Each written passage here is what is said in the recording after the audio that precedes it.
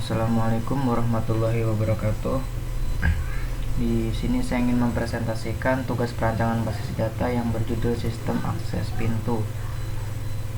Nama saya Fastabikul Khairat dengan NPM 43A870061900274. Nah, di sini yang pertama adalah pendahuluan. Pada era digital saat ini, banyak pelaku bisnis dan pemilik perusahaan di semua bidang mengharuskan mentransformasikan usaha atau bisnis mereka ke industri yang mana segala teknologi yang digunakan berbasis IT, karena jika tidak, mentransformasikan usaha atau bisnis mereka bisa kalah saing oleh kompetitor. Mengapa demikian?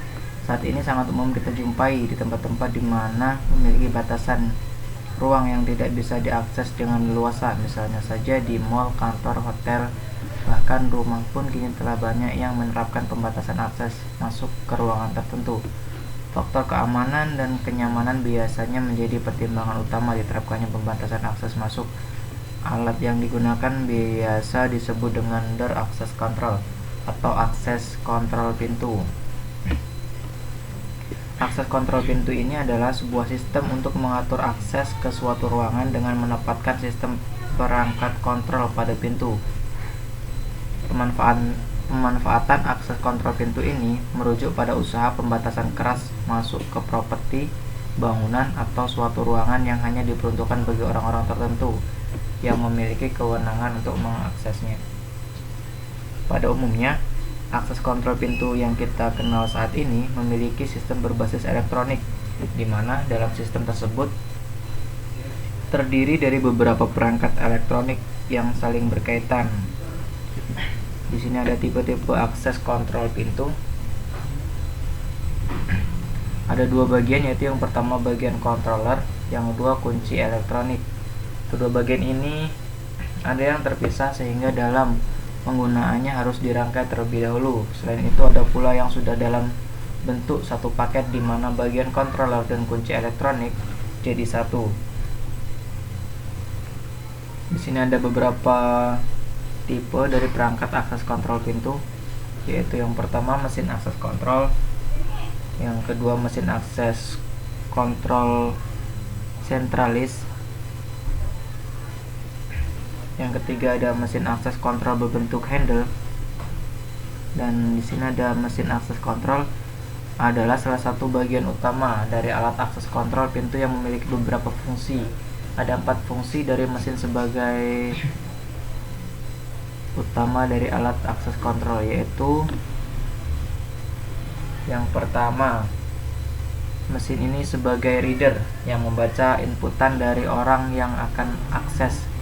Inputan ini bisa berupa PIN, password, kartu sidik jari, wajah, palm, exit button, dan lain-lain.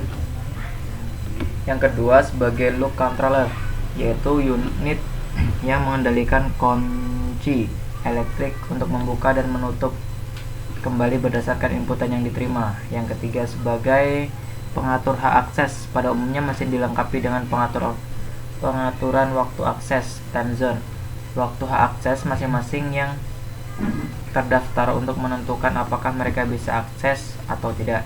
Fungsi yang keempat adalah sebagai output controller.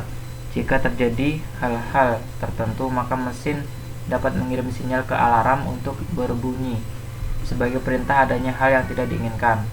Auxiliary output lainnya dapat dihubungkan dengan perangkat lain seperti panel kebakaran dan lain-lain.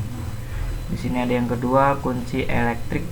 Kunci elektrik ini merupakan alat yang berfungsi untuk mengunci atau membuka pintu, dikendalikan secara elektronik oleh controller.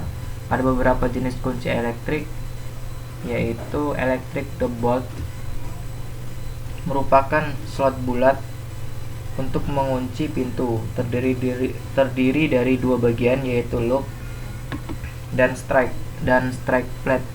Pada lock inilah mekanik dan slot berada, sedangkan pada strike plate terdapat lubang pasang dari bolt serta terdapat sensor magnet yang berfungsi sebagai penanda apakah lock sedang menutup atau terbuka. Di sini ada magnetic lock, menggunakan medan elektromagnetik untuk menciptakan magnet pada permukaannya. Pada saat teraliri listrik, maka lock akan lengket dengan armatur plate-nya. Di sini ada electric strike, sebenarnya hanya pengganti dari holder slot pintu biasa, jadi bisa difungsikan dengan handle pintu yang sudah ada. Yang ketiga ada power supply. Power supply berfungsi sebagai penyedia daya bagi mesin, elektrik, lock maupun alarm, serta aksesoris lain yang membutuhkan daya listrik. Yang keempat ada door release button, adalah tombol atau saklar yang berfungsi membuka pintu dari dalam ruangan.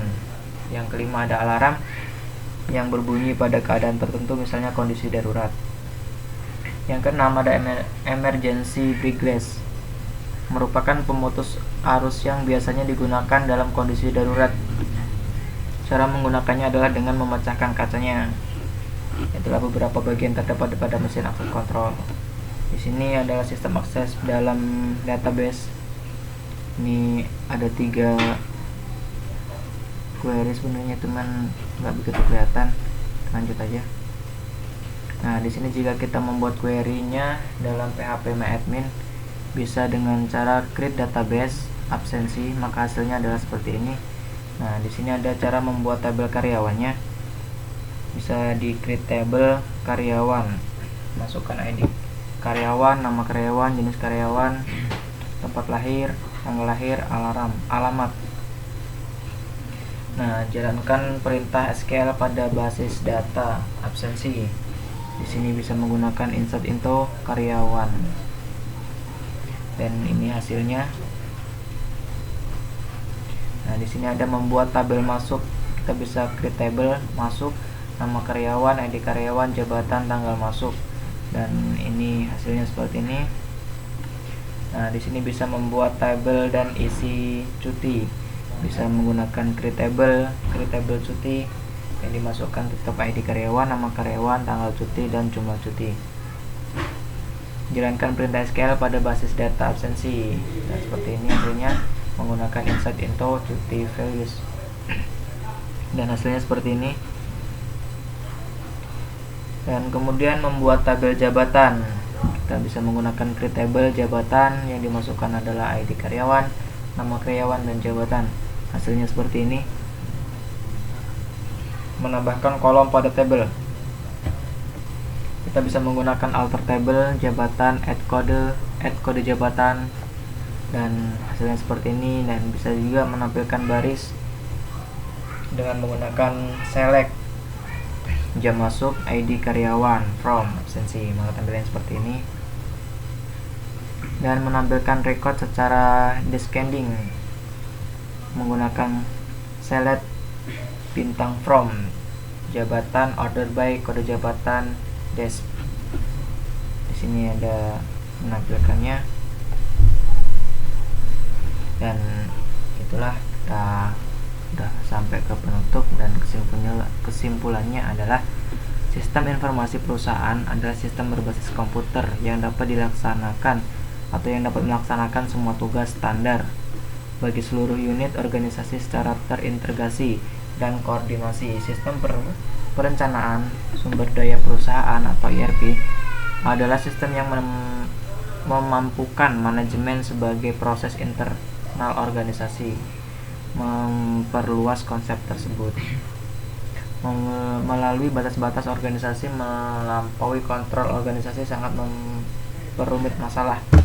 Sistem informasi ada karena perangkat keras komputer yang penuh daya dan relatif murah, karena perangkat lunak sistem manajemen database yang canggih, dan kebetulan organisasi untuk memanfaatkan data di seluruh proses bisnisnya. Banyak terdiri industri komputer tidak dapat membayangkan dampak yang dibuat teknologi informasi pada pengambilan keputusan manajerial. Selama komputer dan perangkat lunak terus meningkat dayanya dan semakin murah, para manajer harus melihat ke masa depan dan mempersiapkan organisasi mereka untuk memanfaatkan kemajuan teknologi. Oke, sekian dari saya. Lebih kurangnya saya mohon maaf. Wassalamualaikum warahmatullahi wabarakatuh.